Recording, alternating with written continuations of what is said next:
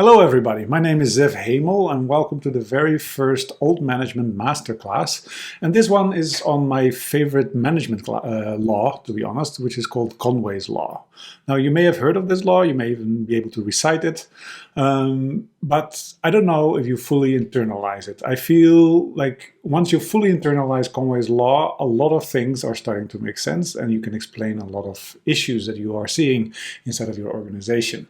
So let's dive in. As any good story, my story starts with my grandmother.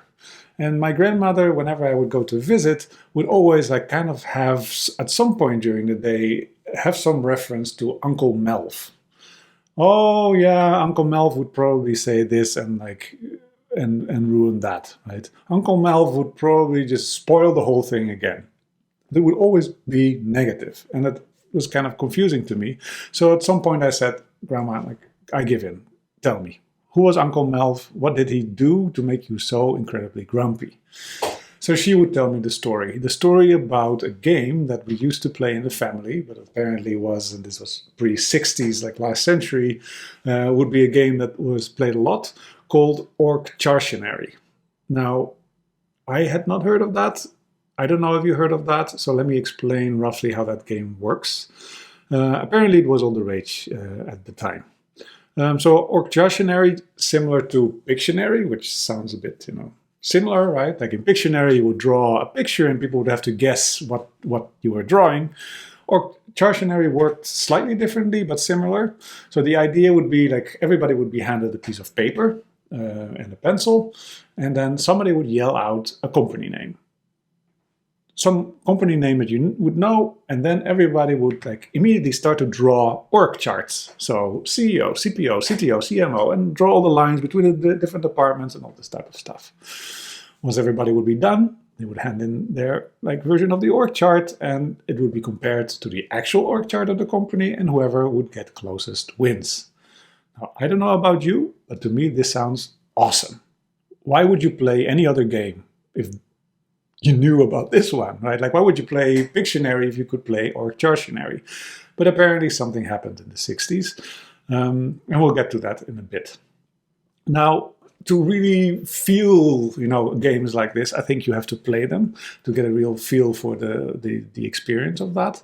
But because the full version of this game is kind of complicated and it requires a lot of exercise, we are going to play some simpler version. And this is a version that was more played with the kids back in my family, and it's called OrgChartionary Lite.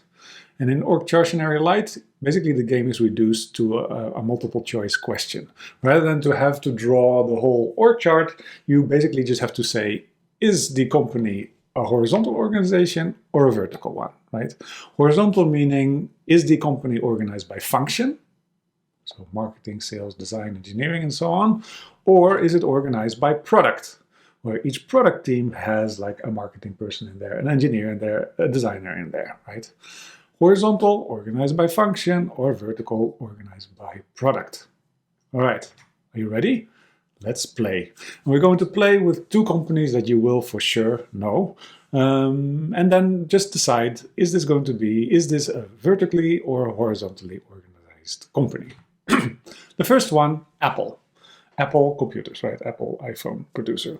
Is this, you think, a horizontal, so organized by function, or a vertical, organized by product company? Get a piece of paper, write it down somewhere, and then we can check the answers later on. Got that? And then the second, but also last, Amazon. Again, same question. Horizontal by function or vertical by product. Got it written down? Okay, we can proceed. Before we get to the answers, though, let me get back to Uncle Melv. So Uncle Melv, as it turned out, was not a blood uncle. He was not proper family, part of the family. It would be, he was one of those, uncles and aunts that kind of are just floating around, sometimes for mysterious, unknown reasons, that we are so commonly around that you just start to refer to them as Uncle Melv or Uncle Frank or Auntie Sadie or whatever, right? The actual name of Uncle Melv was Melvin Conway. And Melvin Conway was I think, computer engineer, if I'm correct, and he wrote a paper at some point. And the paper would ultimately lead to be kind of dubbed as Conway's Law, and there he coined Conway's Law in a sense. And he did this as follows. So let me just read this whole thing to you. It's going to be hard, but I'm going to try.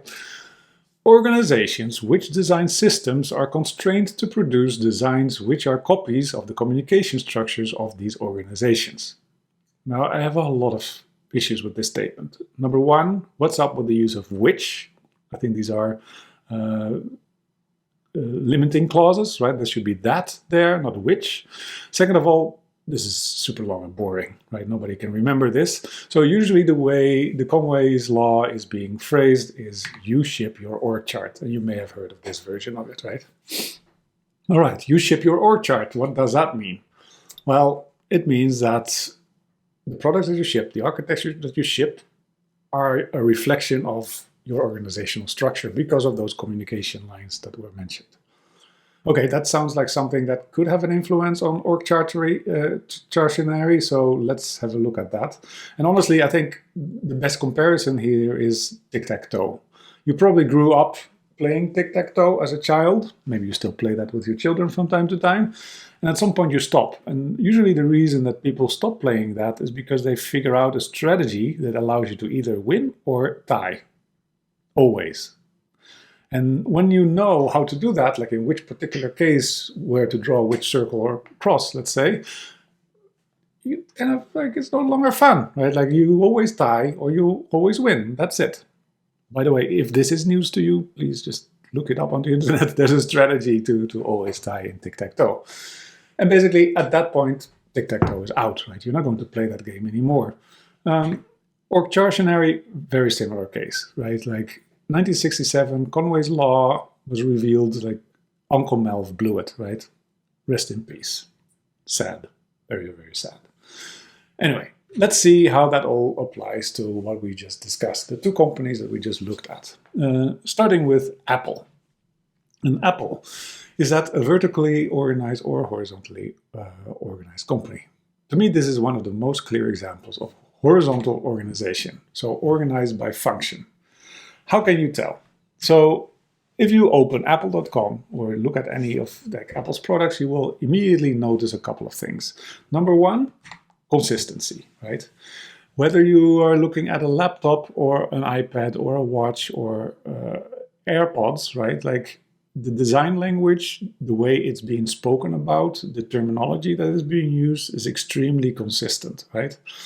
The looks are consistent. The magnets that are being used are the same. The curves of all the hardware, like the moment that you pick up any Apple product, even if you've never seen it before, you will immediately recognize it as an Apple product. It's extremely consistent.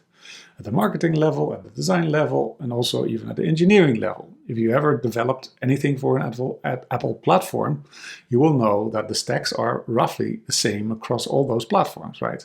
You develop your code in Swift, whether you're building for Apple Watch, for a MacBook, or for an iPad or an iPhone, it's the same. Roughly the same language, roughly the same framework, a lot of consistency there. Also, functional excellence is another kind of property of Apple. The moment that you start to put people together inside of a function, and that also results in this consistency, they talk, right? So the marketing people sit with the marketing people and they talk about the best practices around marketing. They play with things, they read things, they experiment and share the learnings, all this type of stuff. This leads not only to a very consistency, it also leads to a lot of, honestly, excellence, right? Like if you put all the chip makers of one company together rather than distributing across the company, you will end up with better chips. You will come up with way better results inside of a function. This is why Apple Silicon is kind of like the state of the art right now. This is one department in Apple that is just making those chips for the whole company. And as a result, you get greatness, right? So that's great. Of course, there's also costs to this model. Number one, and that's kind of obvious if you're like an Apple follower, it's slow. Yes, Apple does release a new iPhone every year, maybe a new MacBook every year, and even Mac OS, like new software every year. They're on this yearly cycle for many products, but the changes are fairly incremental, right? There's not a huge revolution happening there usually. It's fairly slow. And when you think about this organizational structure, that kind of makes sense. Because yes, inside your function, you talk a lot and you collaborate and you organize and all this type of thing. But to actually ship a full product, you have to now work across departments, right? Across functions. To ship an iPhone, you need the marketing to be right. You need the designers, you need the engineers, and you need QA or whatever, right? To coordinate all that work, you now have to work across the organization. If I'm working on an iPhone and I need some marketing language to put in the software, I have to walk over to the marketing desks. I have to ask them I have to explain what we're working on. And they are probably going to say, well, sorry, I'm busy right now. We're working on a new HomePod. Please create a ticket. We'll analyze it, we'll schedule it, and then at some point you'll get an answer. This is slow, right? Everything inside of a function is usually fast and without issue. Anything that now requires inter-company collaboration is going to be way slower. And as a result, Apple is relatively slow.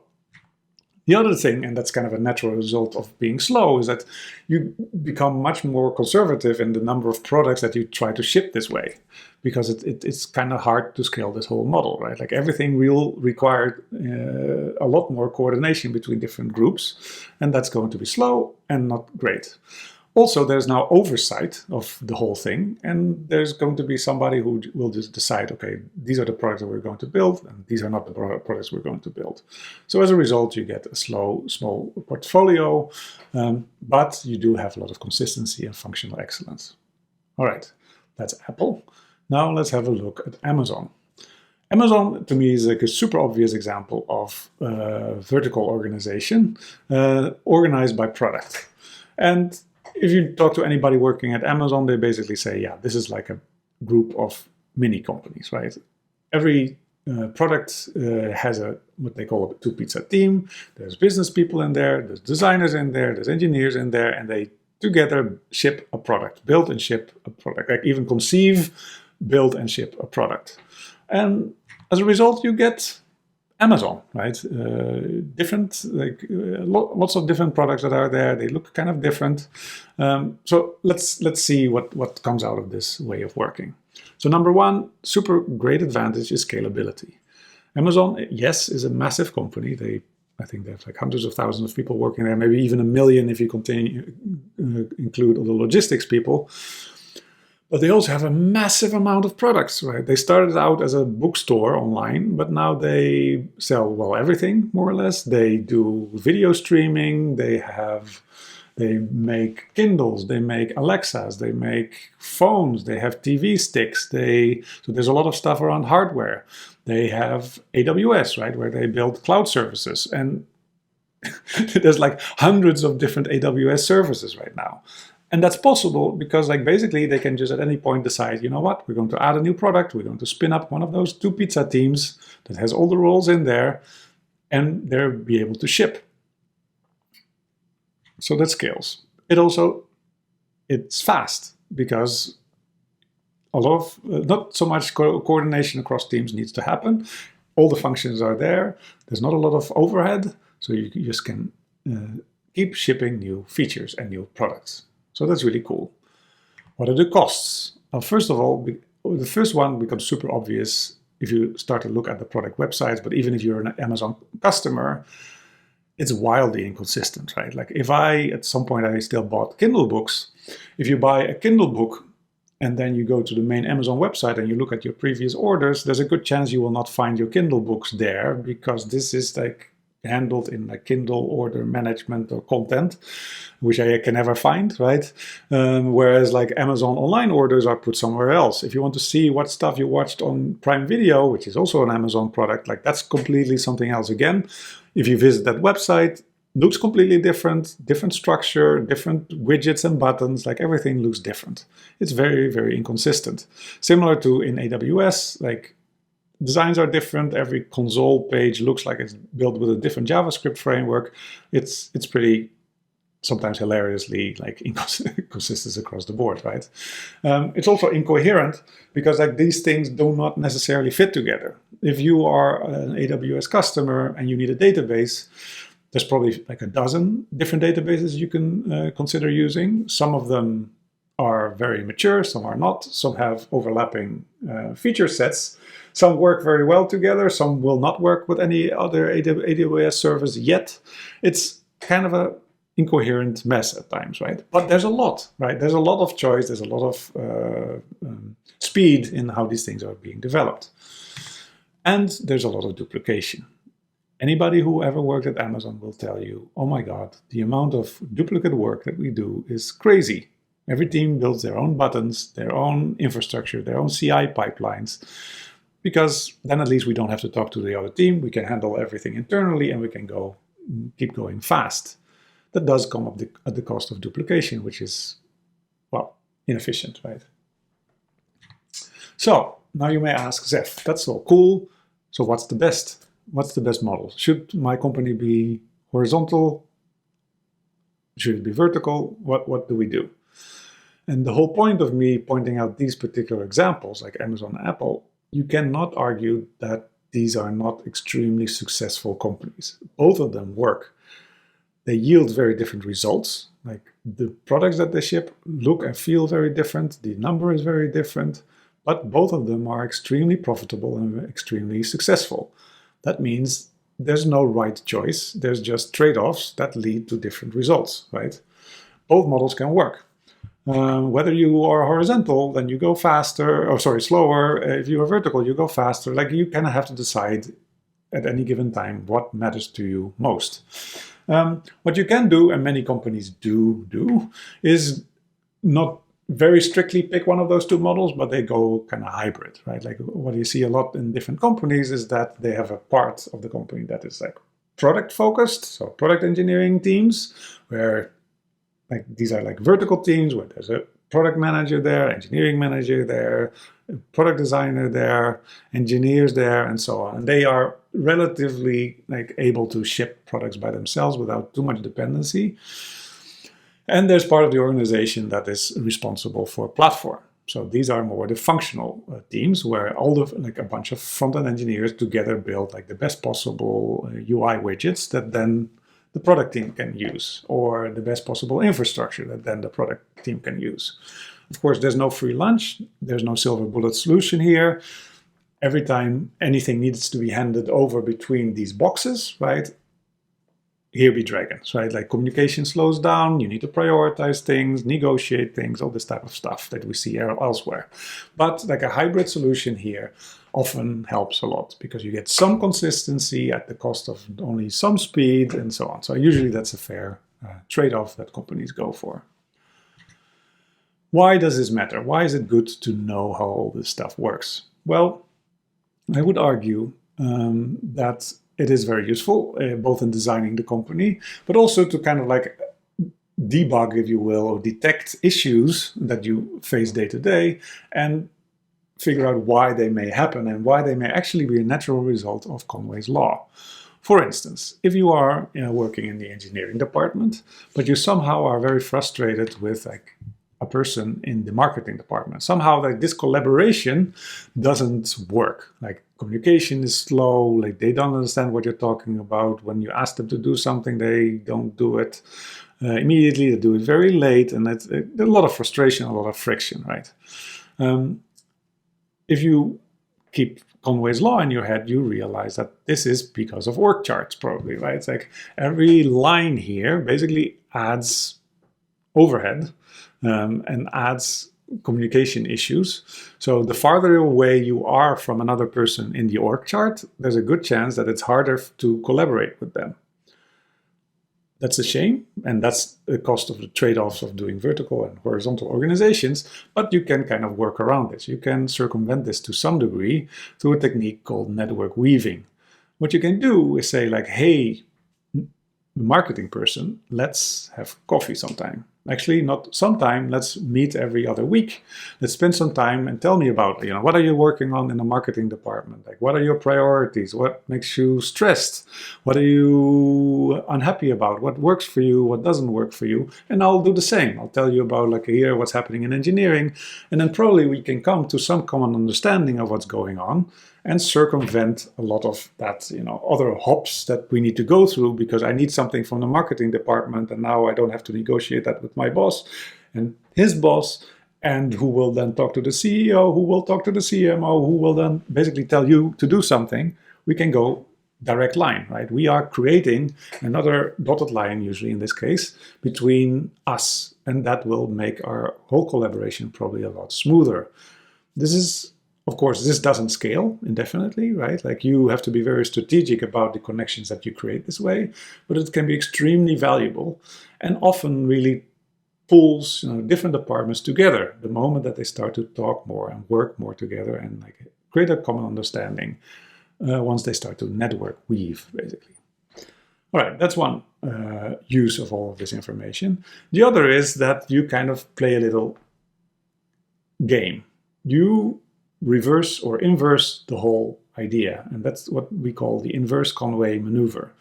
Rather than kind of accepting that the products are looking in a particular way because that's how you happen to be structured internally, you go the other way around. You say, you know what, this is what the product or the architecture of my product should look like, and now we're going to reverse engineer the org chart that would naturally lead to that result. Right?